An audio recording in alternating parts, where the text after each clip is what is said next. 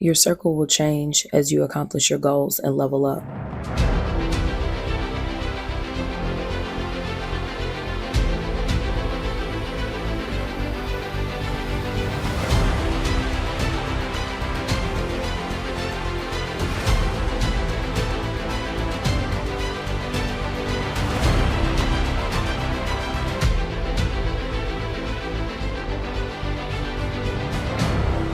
Everybody can't go.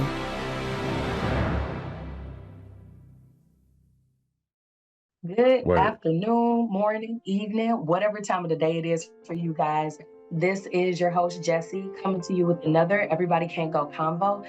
And today we have on with us the commissioner, James Monahan. And this is somebody who is near and dear to my heart. One of my coaches who has worked me through, I would say, the past 2+ years of my growth journey, and has logged on with me 6 a.m. in the mornings for a number of years, and helped to coach me as I went from being stagnant and just not making as much progress the way that I wanted to, and helping me to gain clarity and steps with moving forward. And also giving me those pep talks on not being so hard on myself when I wasn't accomplishing my goals the way that I felt that I should be accomplishing them, and as quickly as I felt like I should be accomplishing them. We all know that I'm in it with you guys on working on my patience and making sure that in those moments where that slow and steady pace is needed, this is one of the coaches that was definitely a reminder of that for me, and helping me to slow down and take the pace that I needed to get the results that I wanted. So we're welcoming today my coach, Kamish. How's it going for you, brother? Jess, it is going great. It is a pleasure to be here. I appreciate all those kind words, like, for real. So it's an honor to be here. So tell us a bit about what you have going on right now. We've transitioned a bit from our space and our time when you were my coach every morning. And I know that you have some new things going on. You have a book out. If you guys can check right over my shoulder here, I'll grab that for you guys so that I can do a nice zoom in for you. So tell us about the book, what you have going on, what's been happening with you. All right. Well, so since the book dropped in November 22nd, 23, so biggest party night of the year, I was like, well, let's celebrate. So let's drop the book on that day. So we did that, and since then things have just been moving. Recently I just got into some restaurant consulting, managing work for this little spot down here where I'm at in South Jersey, and in there just helping them get some structure in there and get some organization with the side work for all the front of the house, back of the house. So that's been a great experience. And then also too, I have embarked on my own coaching career. So I have Commission's Corner LLC, started that about a year and a half ago. So now I'm starting to get clients to come in under my wing, and I'm able to teach them what I've learned over these past really 4 years of self-development. 2.5 been heavy within the ETA, ETU, BU community. But since I've been able to get so coached myself by all this, they say iron sharpens iron, right? So for years I've been getting sharpened by this iron around me, and now I'm in a place where I can begin to really help and coach more people how to do what I've been able to do in this short amount of time. So I'm excited for this new adventure, and the book was just proving to myself that I really can start something and get it finished. And once you do that, it's just the power and the self-confidence that comes behind that it's awesome. That's dope. That's dope. So while you were talking about your growth journey over the past 4 years or so, can you kind of take us all the way back to the beginning? Like when you were starting, where were you? Not necessarily just physically, but like mind state wise, where were you? How were you feeling about things? We'll take a trip back down memory lane back to 2019. So that pre-COVID commission, like what were you doing? What was going on for you? And what was the catalyst for you really starting to dig deep and embark on your growth journey? Good questions. So we can go back a little bit further. So it's like the summer of 2017. And I had just had an experience with my best friend living up in Jersey City, and we had to part ways. So I had to come back down where I'm at now in the house that burnt down in 2013. I had to come back here and help my pops finish rebuilding it. So at this point, I'm lost a little bit. I'm working as a delivery driver and just trying to figure out what I'm really here for. I thought I was on one path, and then that got totally thrown off.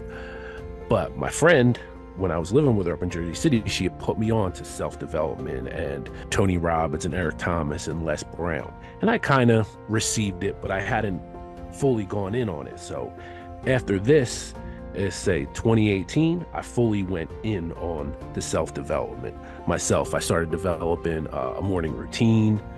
I started meditating. I started, oil and ginger and drinking that in the morning with honey. And then I got introduced to UPW, it's Tony Robbins event in 2018. And I went there in person in November. And that was one of the catalysts that really was like, okay, this is the space that I really want to be in, because I want to help people. I want to there's so much more I'm meant to do on this earth, but I'm not sure exactly what that is. But I know I like this space of growth.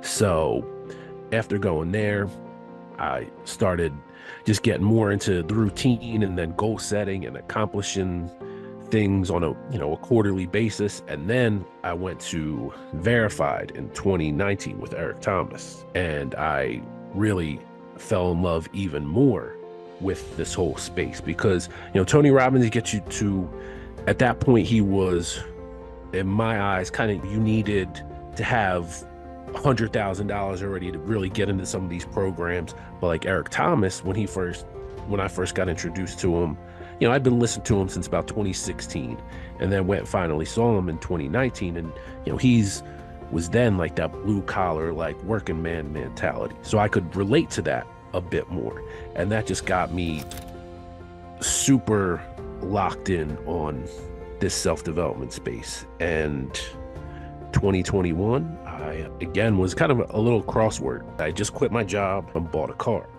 because then I forced myself to, all right, now I really have to figure it out.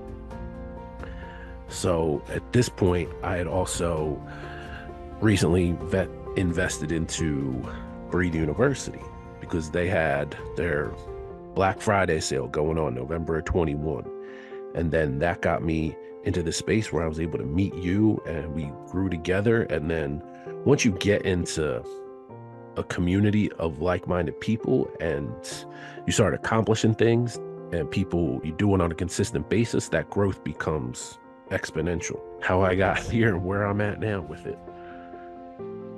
That's real. And thanks for taking us all the way back, like even before the past few years, because a lot of times when we're talking about our journey and we're sharing where we're at now, people will see where we are now, and it's like, oh, things were moving so fast for you. And even though things have been moving fast for us the past 2 to 3 years or a bit more than that, it's still, even though it's fast, it's slow. So it's not like everything from 2017 to 2018 up until now, this wasn't all crammed into a 12-month time span, you guys. So even though there has been exponential growth year over year, the key word that you have to remember there is year over year. So we're not just talking about, oh, here we are closing out the end of 2023. It will be the beginning of 24 by the time that you guys watch this. But we're talking about, and when I say the end of 2023, we got 4 days left in 23, guys. But rounding out the amount of things that we've accomplished in this 1 year, that was something that the foundation had been built for 3-4 years prior, and we continue to build upon a solid foundation. So a lot of that exponential growth that you guys may be wanting, looking for, or building, you do have to remember that these things, the ball will start rolling quickly. However, you do have to take the time to get that foundation set, and then you're building on that. I can let you guys know firsthand, I was one of those people that I had a shaky foundation, and I'm like, good enough. And I started to build upon it. Once everything that I built on that shaky foundation got too heavy, everything started to crumble. We always talk about don't build your foundation on sand. I was too close to the ocean, y'all. I was at the beach, too close to the ocean. And as soon as the tide came in, like everything started to crumble and dissipate. And I was in a space of having to rebuild again. So just remember that year over year growth, if you don't take anything else away today, that would be the main thing that I'd like for you guys to take, is that year over year. And this is not just a 12-month journey. This is not just a 24-month journey. This is literally year after year that you're stacking and you're building momentum and moving faster and receiving exponential growth as you go. This is not a quick fix. This is work, you guys, okay? So we got the dream big, work hard, stay positive, and then you make it happen, okay? So we aren't rushing through all of this stuff, pretty much buying dreams and selling dreams. This is a build your dream yourself as you go. So the next thing that I wanted to talk to you about was, as you were on your growth path and on your growth journey, like, what did it look like for you as far as like your social circle, the people that you surrounded your life with? You talked a bit about that getting into a community of like-minded individuals that helped to kind of like accelerate your growth over the years. You had that initial foundation that we talked about there. And I started similar to you. I found Tony Robbins, and then I'm like, I don't even get unemployment. Like, I cannot afford this program. And so I definitely get it when you're talking about starting from a place where you aren't able to start with a few $1,000s. At the time when I looked it up to go to a conference, I'm originally from Detroit. It was clear across the country in Cali somewhere. So airfares on that flight pattern, you're talking $500-$600 for a decent flight. And then the lowest ticket price that was available was like $6,000. At the time, I couldn't even imagine spending $6,000 on investing in myself, investing in a business, investing in anything, because at the time that number seemed so large, and it was big for me at the time because I did not have that kind of money. And so back during that time, when you first started to delve into this a bit deeper, what did your relationships look like? What did your social circle look like? And were you able to embark on this with everyone that you were with, say 2017, 18?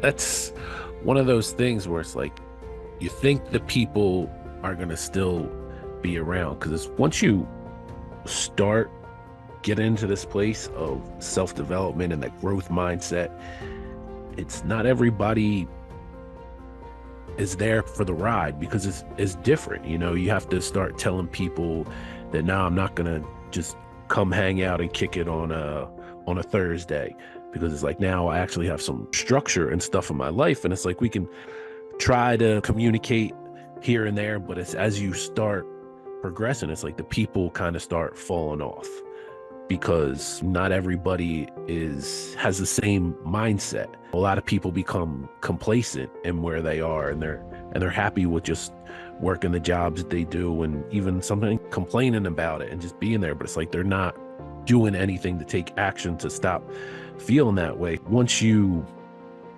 start on the journey, it's people definitely start to fall off, and the circle becomes smaller. But the ones that stay around, they're the ones that you know are really here for you. Like, I have two friends really that have stayed along with me through this whole journey and encouraged me to keep going, and they see the growth in me. Even a lot of people in this, I talk about it in the book. A couple of them I'll talk to once in a while, but we don't have any kind of meaningful conversations anymore. It's a lot of just the surface type stuff. And that's okay, because we're going, you know, not everybody can come along with us. But now with the new community, it's like, you hear that term day ones all the time. But now it's like the day twos are the ones that are around, because it's these people now have that same similar growth type of mindset. And there's definitely some grieving that happens, because as I ascend on this journey that I'm on, but You learn that not everybody can come with you. Not everybody can go along.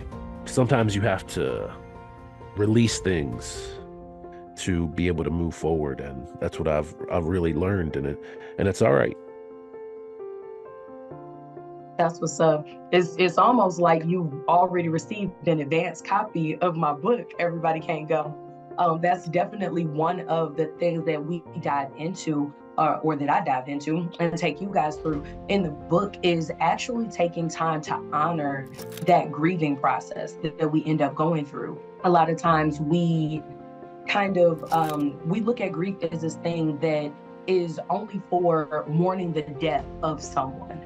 And the fact is, anytime there's the death of a friendship, the death of a relationship, sometimes you even have to mourn the death of the old you that you had to divorce, and some of those parts about yourself that you had to let die. And there is some grief that comes in that process of, there are just some things that you can look back on and it's like, I've been there, I've done that, I've been with these people, I've established these memories with these people, but there is a bit of a sadness that comes with releasing other people and letting them go.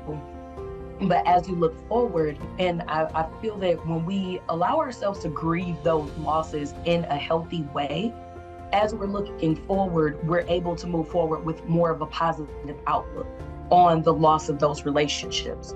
Because when I know that for myself, as I started to closer with you guys, to meet everyone in person, and over the years that as we've started to build and grow, I had to start noticing and taking accountability as well for some of the relationships that I grieved the loss of. When I really looked at it, I'm like, dang, guys, if I'd kept the people that I used to spend pretty much every day with or every week with, I wouldn't be welcomed into the new spaces that I need to be a part of.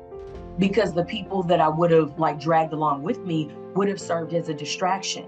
They would have caused disruption in the coaching that we're receiving, in learning from you, and us learning from me and the rest of the team.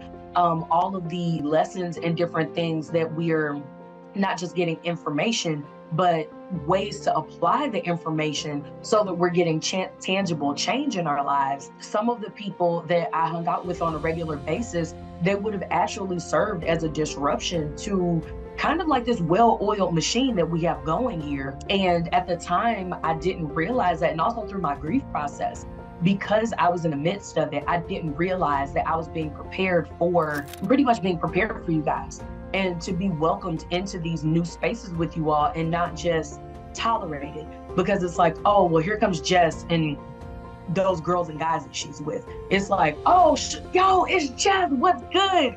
And being able to be welcomed in with open arms, because it's not, me and all of my baggage, me and all of the junk that it's like, if you think about it, and not to say that people are trash, but sometimes the relationships and the way that they have, that they've over matured, the same way you can't keep a banana forever. And if that person is there for a reason or a season, just think about how crazy you would look if you were just carrying around this old black, it's not even speckled anymore. It's just an old black banana. And it's like, oh no, that's my banana. We're gonna come. Nobody will want to give you a ride. Nobody wants you and your old banana in their car.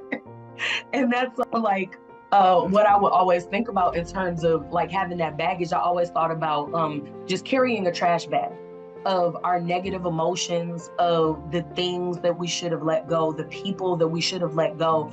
And if we were physically just toting around this garbage bag of all of these things that we were supposed to release or set down, it's like, who wants you in their space when it's you and your trash bag?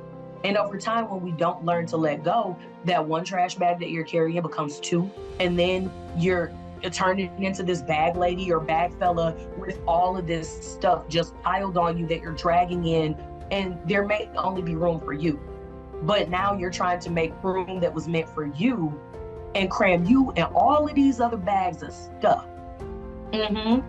Just drag it in there with you when it doesn't belong.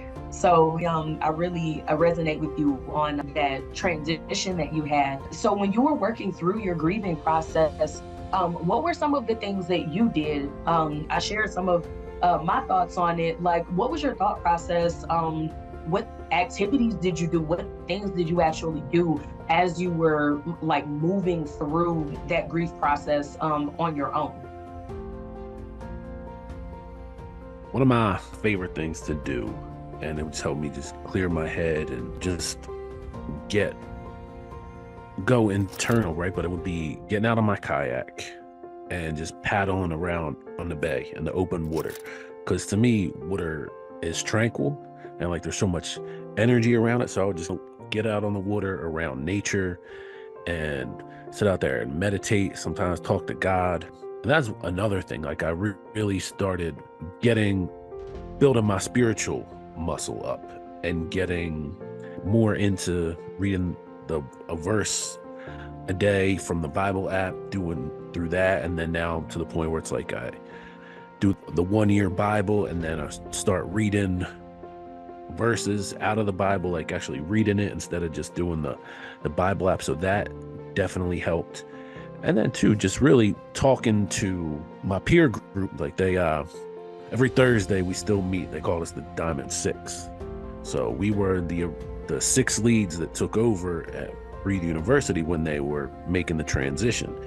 And I just been able to go to them because they really have become my day two now, no judgment or anything. And I could just go to them and explain how I'm feeling or what's going on. And they would just be able to tell me things that they've done to manage it and deal with it, because a lot of them have also lost some people in the process of becoming who they are. So they were able to work with me through it. Another thing too is like I love music, and sometimes like music is one of the things that will just help me to cry sometimes, because sometimes we just need to let it out and like let out a good cry and just grieve those people and whatnot. So the music was something I would definitely turn to as well that helped me. So nature, being on that kayak, and music were the two biggest, I would say. That's for sure. And that is another one of those things that I touch on in Everybody Can't Go, is talking about using that time of isolation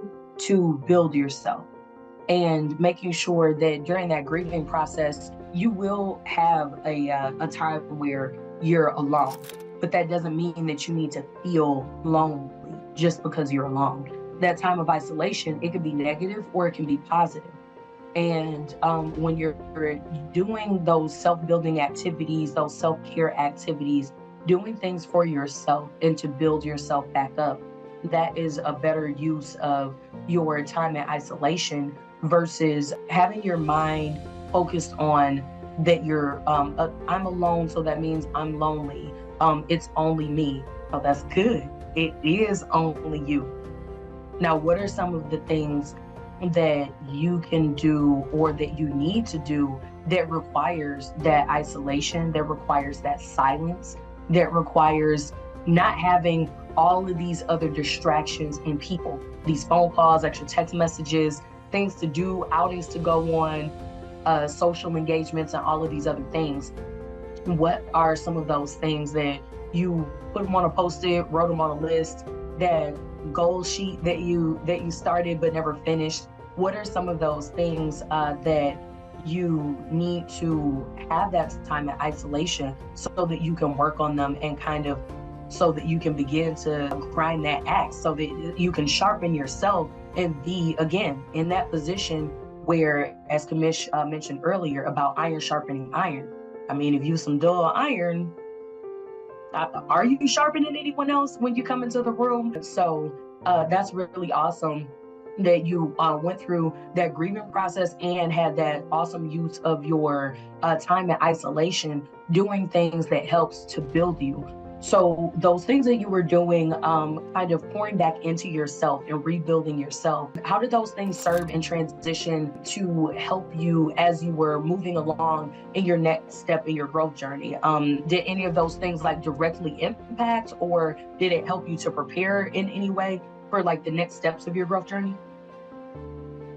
I think I would say it helped me prepare for the next steps, help me to be able to get focused more, because especially with like the meditation and go out in the kayak, it would just be me and nature. So it's like I could just be super focused on being there and being in the moment, and that transitioned into allowing me to retain my focus more when I was sitting down to write the book, because now it's like I developed the focus in a place that I loved being, so it helped transition over into the workspace as well, because focus is one of those things. Right now I think the average is like 27 minutes it takes to regain your focus once you lose it. So I think that was a huge thing. With the music, it's like we always have to have something that we do for ourselves, no matter what. We're in the mix of everything. It's like we always got to take some time out during the day, even if it's 10 minutes, to do something that we really enjoy for ourselves. And for me, like, the music is something I really enjoy. So now if I'm feeling frustrated or whatever, and even I learned that from Tony Robbins too, because like music can just change the emotion and the mood of things so quickly. So that's something I've still put into practice.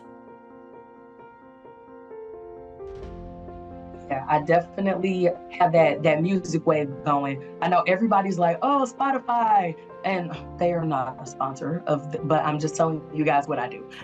For me, I'm like a Pandora head, only because I have this thing about all of the algorithms. I'm one of those people that I'm like, no, use a guest profile, because once I have my algorithm that is pumping the things that I want to hear, that I want to see, I want to listen to, I'm like, no, don't click something that is like, it's going to throw off the algorithm. And so because I've been working on my algorithm with Pandora for so long, I think before Spotify possibly even came out, or before I knew about it, I started to kind of like specifically, like purposefully like and dislike certain songs on my different channels, so that each of my channels, they kind of serve as a playlist for like different moods and different emotions. Like if I have my Demi Lovato station on, I only want to hear Demi Lovato or very, very similar songs. And it's like, well, gosh, how many albums does she have? And I'm like, it's my Demi station. So no, I don't want to hear Jeremiah on my Demi station. And it's like, but don't you like both? And I'm like, yes, I do. I love both of them. But I want my stations to like match the different moods and be like super specific. And so I definitely find solace in that, turning to the music, and sometimes I kind of I've started to use it to help me transition from, we take our 5-minute funk, and it's like, okay, I'd love to sit here and just listen to my somber things, but you know what? I got stuff to do. Let me get on my upbeat music. Let me get on, that playlist that hypes me up, or that one album that hypes me up. And that music tip, it can definitely help you to process that grief, hype you up, put you in a space of thought and different things. And over time, I even started to look into the binaural beats and like beats per minute and stuff, and the different sound waves stimulate your brain in different ways. And so for some songs, I definitely noticed that there are certain songs and albums that I'm like, dang, when I listen to this, I can really, really focus. Oh yeah, no, stuff's no joke. I feel like even now, like, I still, Asian meditation instrumentals are one of my favorites. I'll put them on and just be able to just focus and knock stuff out, because sometimes it is hard to concentrate with words, but like to get yourself back, definitely some songs with words, but to focus, absolutely, those instrumentals they work well. For myself, I can't talk for everybody, but for me, I know it helps.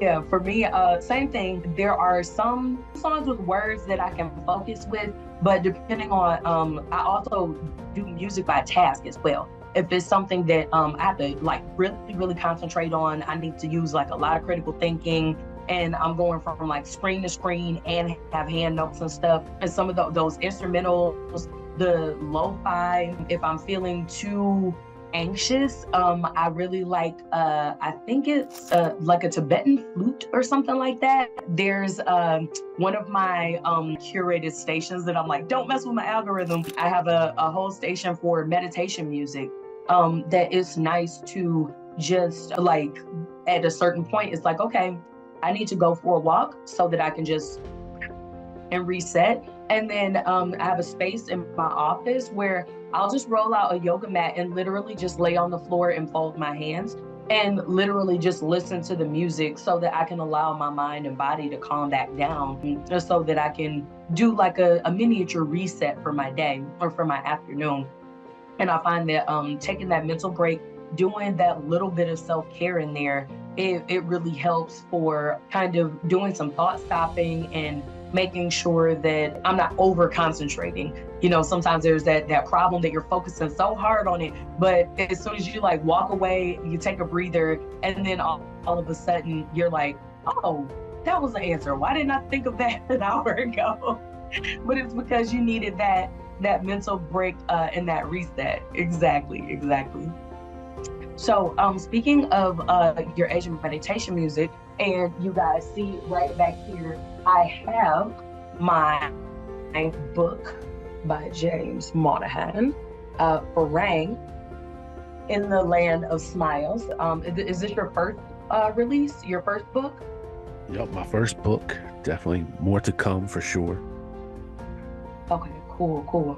So in the book here, you take us through your experience while you were in Thailand. Can you give us like a brief little overview of what our viewers can expect as you walk us through your journey in Thailand? Yeah, I mean, you can just expect to see it from a different perspective. You know, so I got to go out there, but I have the benefit of having friends that live out there, and they are all artists and musicians. So I got to see it a little bit different than most people get to see it out there, not so much as a tourist, but as, you know, a local in a sense. The lessons I learned out there, though, are just, they're priceless, because I was 30 years old when I first went out there. So it was 2014, January was the first time I took the trip out there. And I had been hearing it for years from my boy. He's like, I can talk to you till I'm blue in the face about it, but until you experience it for yourself, you'll never understand it. And he was right, because just going out there and just seeing how people in a third world country are just so happy and living life, it shifts your mental a little bit, and it helps you just become appreciative of so much, you know, that people that we take for granted over here in America. And I think too, like, the food out there is one thing. It's not really a lesson, but the food in Thailand is some of the best in the world. So you get to hear about that, because I'm a big foodie myself. I like to cook. I like to eat well. So yeah, I went in on that. It's like what you learn about yourself to being in a foreign country and not understanding the language as much. And then when you get stuck in some sticky situations like I got into out there, but you're able to navigate your way through them, the boost of self-confidence that gives you to show yourself that we really are capable of so much. We doubt ourselves too much, because it's like we can do anything really if we truly set our minds to it. And being out there too, around a community of artists and musicians and just people literally doing what they love to do and being able to get paid for it, made me really realize that, okay, there is a way to do this. I just have to figure out what my way is. And since I came back in 2018, after seeing all my friends out there, just the growth that they made and the progression that they were making, it was like, all right, now it's time for me to really start putting everything that I learned from out here and that I've seen into effect in my own life. So I would say it's helped catapult me in a sense to be where I'm at now, because, you know, I want to be able to develop, in a sense, a community like they have out there over here. And I think we're off to a pretty good start over here with what we got going on with, you know, the people from Breathe University and ETA and ETU and the grounds crew and Bird Warriors Global. Like, now it's like my network is expanding, and it's starting to, you know, feel a little bit like what it was out there, with just all these people that are, you know, working in their superpowers and doing all these great things. And it's like, it just shows you that you put your mind to it and you get around the right people. It's like anything you want, you can achieve. You just got to fully believe in it yourself. Yeah, that's real. Have that perfect faith in it, not that just good enough. You know what I mean? Exactly. That perfect faith. Yes, indeed. And yeah. So shout out to all of the day twos. You one of my day twos. I will say that as you were talking, one of the things that I thought earlier was, I'm like, wow, this really is amazing, the way that the journey is shaping up, and actually like looking forward to doing life with people that 4 years ago, 5 years ago, like I never would have imagined that this is what the network would look like, that this is what the circle would look like. This is what the people that would teach me and coach me, and the way that I would be able to impact others. I never thought that it would look this way such a short time ago. Of course, while you're in the thick of it and you're doing the growing, it feels like it's taking forever. But now that I'm getting to the other side, I'm like, oh wow, like all of that, the hardship and the work and everything that was put in, it was for a reason. And I'm really glad that, and our hardships, our paths connected. And it's just that power of the one decision, right? The one decision that I made to invest to Breed University when I was in a space of confusion a little bit and lacking a sense of direction. But I knew, though, it was like, I'm here for something bigger. I just don't know what it is, but I knew, been hearing that, community is something that we all need. And Thailand out there was like, they all had this community and everybody was thriving, but it's like, I was lacking a community over here. So it's like making that decision. And now look, like, it's crazy. Literally November of 2021, like not even 3 years. It's wild because it feels like it's been so much longer. Exactly. That's part of what I meant earlier when I was talking about that. Once that foundation is built properly and you have a good, strong foundation, then you'll start to see like this exponential growth that is like, it's almost like moving at the speed of sound at this point. And I forget whether it's light moves faster or sound moves faster. I have to look that up and check back in with you guys on another episode about that. But it's like now we're out here moving at the speed of sound because of the groundwork that we set, made that one decision. And then it is crazy to think that November 21, like literally a bit over 24 months ago, like just 2 years, and so much has happened in terms of growth, the things that we've set into motion, the things that we've started and completed. I mean, you started on writing your book and getting your message out there, and here we are with the launch and the release. The same thing with you being one of the people that pushed me to like, okay, so are you doing it? And I'm like, I guess I am doing this thing. And with me writing my book as well and getting my journal out there and doing different things, it's a ton of stuff happening super fast. And I'm definitely enjoying the process at this point because there are so many more things to come. And because of the community that we have, it's like, for me, it's like a giant warm hug. I feel you on that. It is like, it's special. No doubt about it, what we have here too. I think one of the things too helps is like you see these people just accomplishing things. So it's like that you can do it too. And it's like there's a structure to it and a formula. You just got to figure out what that is for yourself and follow it. And yeah, you're going to be the next one out there publishing books or writing scripts, whatever it is you want to do. You got this. That is so true. Now, you guys, if you don't have that structure, if you don't have that discipline, it's always advised. I was one of those people that I had to get somebody like Kamish in my life, in my space, in my corner, so that the places where I lack that structure, I lack that discipline and that consistency and that plan. Kamish was one of those people that personally helped me with getting those details and that action plan made out so that I was able to, he was one of those people that he was a strength in one of my weak areas. We don't necessarily want to call it a weak area because that sounds negative, but in one of those areas where I had opportunity for growth. And I didn't set out on a mission to make sure that in those areas where there was opportunity for my growth, I didn't try to do that alone. I did have to heavily lean on and rely on other people and coaches who were very strong in that area to help to teach me, guide me, and to assess as I was moving through. And honestly, in a day by day and week by week basis, helped me to make those small tweaks to what I was doing, the work and the foundation that I was setting out. And as I did my work along the way, I did have people like Kamish who were coaching me along that process at those small micro levels.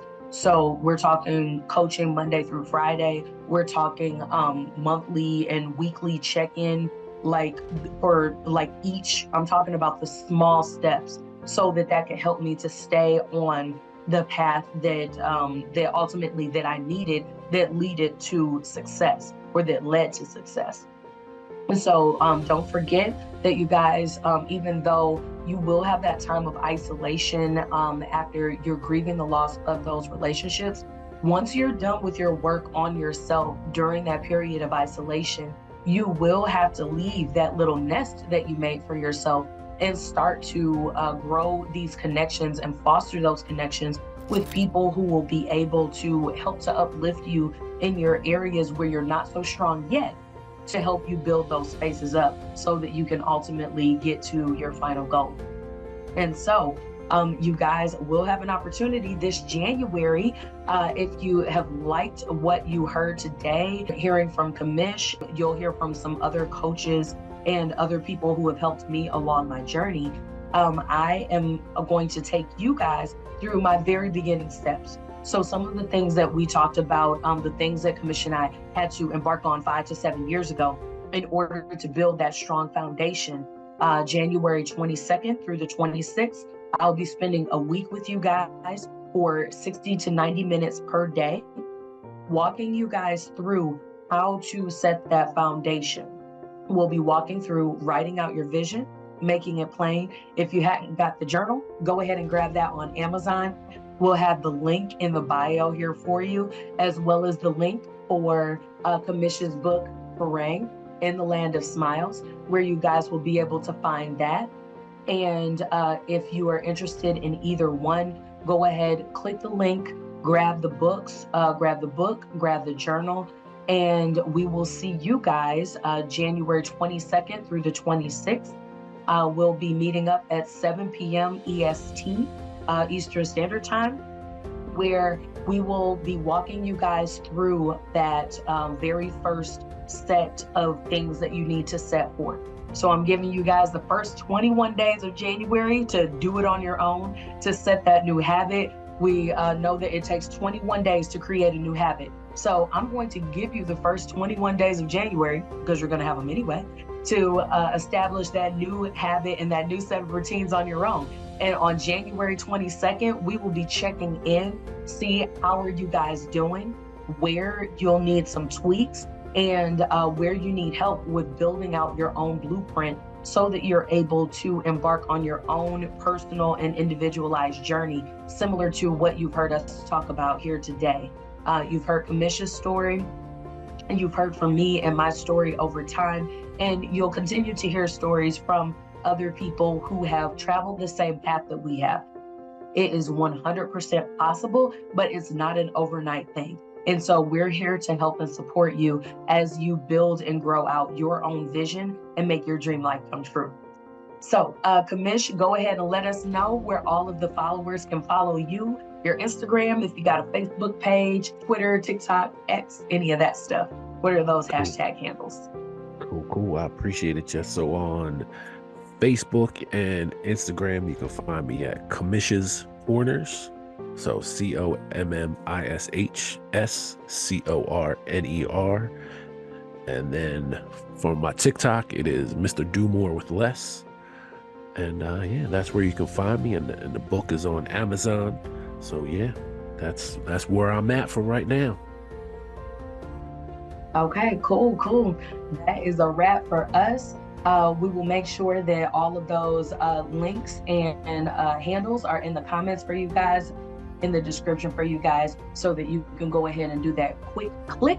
Say that 5 times fast. So you can do your quick click and you're able to follow Kamish. You can grab the book Farang in the Land of Smiles by James Monahan. And also, if you are interested in the Write the Vision journal, you can click the link and you'll also receive the information for our workshop in January. Thanks for joining us today, Kamish. I really appreciate it, man. Thank you. I appreciate your time, everything. This was dope.